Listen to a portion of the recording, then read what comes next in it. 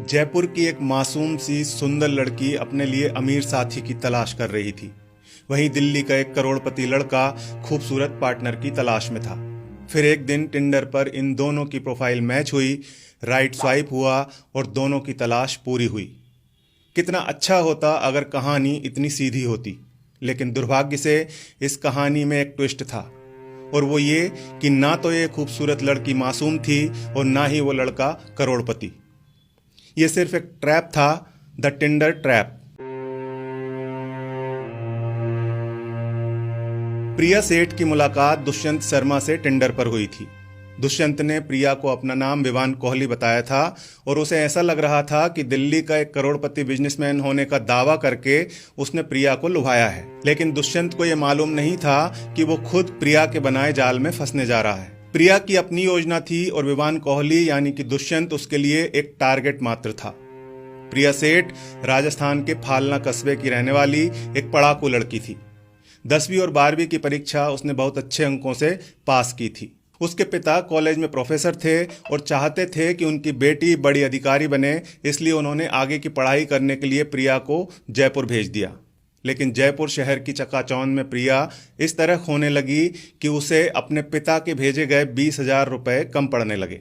ज़्यादा पैसे कमाने के चक्कर में वो कुछ गलत लोगों के संपर्क में आ गई। इसके बाद उसने एक वेबसाइट बनाकर एस्कॉर्ट सर्विस शुरू की और यहीं से उसने लोगों को ठगना शुरू किया। वो अपनी कार से क्लाइंट्स के पास होटल में जाती और उनसे एडवांस पैसे ले लेती। फिर पैसे अपने ड्राइवर को देने के बहाने होटल से बाहर आती और वहां से फुर्र हो जाती। ज्यादातर लोग अपनी बदनामी के डर से इस ठगी की शिकायत नहीं करते थे, इसलिए प्रिया बेखौफ होकर लोगों को लूट रही थी। जिन लोगों को इस तरह से प्रिया ने ठगा उनकी संख्या हजारों में है, ऐसा खुद प्रिया का कहना है।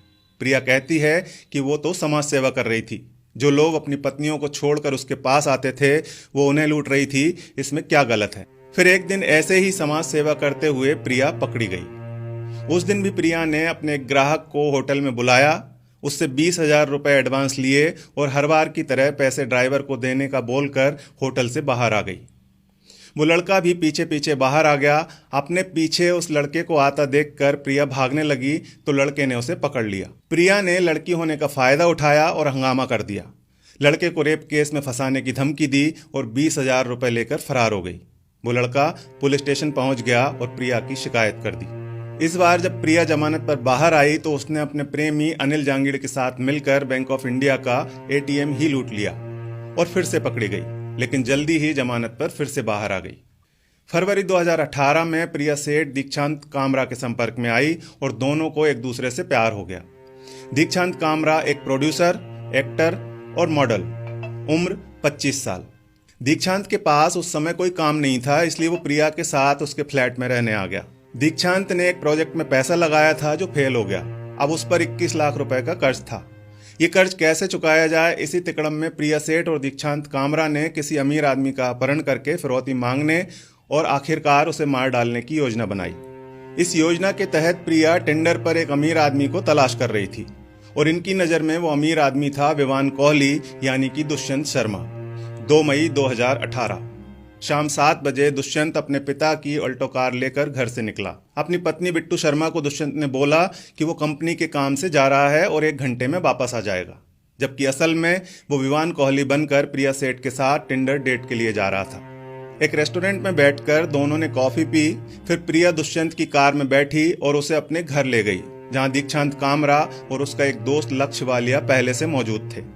इन दोनों ने दुष्यंत को बांध लिया और उससे 10 लाख रुपए की व्यवस्था करने को कहा। तब दुष्यंत ने उन्हें बताया कि उसका नाम विवान कोहली नहीं बल्कि दुष्यंत शर्मा है और वो कोई अमीर आदमी नहीं है। प्रिया और दीक्षांत को लगा कि वो झूठ बोल रहा है। इन लोगों ने दुष्यंत की जेब से उसका पर्स निकालकर पहचान पत्र देखा। तब उन्हें पता चला कि दुष्यंत अब तक प्रिया के सामने विवान कोहली बनकर अमीर होने का दिखावा कर रहा था और जयपुर का ही रहने वाला है। इधर दुष्यंत के घर वाले परेशान थे, उसका फोन भी बंद आ रहा था। अगले दिन 3 मई की सुबह करीब 10 बजे इन लोगों ने दुष्यंत के पिता को फोन करके 20 मिनट में 10 लाख रुपए दुष्यंत के अकाउंट में जमा करने को कहा। रामेश्वर शर्मा ने कहा कि उनके पास केवल 3 लाख रुपए हैं जिन्हें वो ट्रांसफर कर देंगे, लेकिन इसमें थोड़ा समय लगेगा। इससे पहले कि रामेश्वर शर्मा पैसे ट्रांसफर करते, इन लोगों ने दुष्यंत शर्मा को मारने का फैसला कर लिया। आरोप है कि पहले दीक्षांत ने दुष्यंत का गला घोंटने की कोशिश की, लेकिन वो नहीं मरा।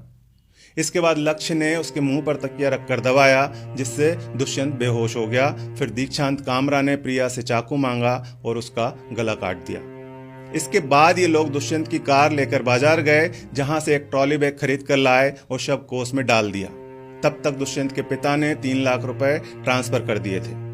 प्रिया सेठ ने चेहरे पर कपड़ा बांधा और एटीएम से 25,000 रुपए निकाल लिए। इसके बाद सूटकेस को दिल्ली हाईवे पर फेंक दिया।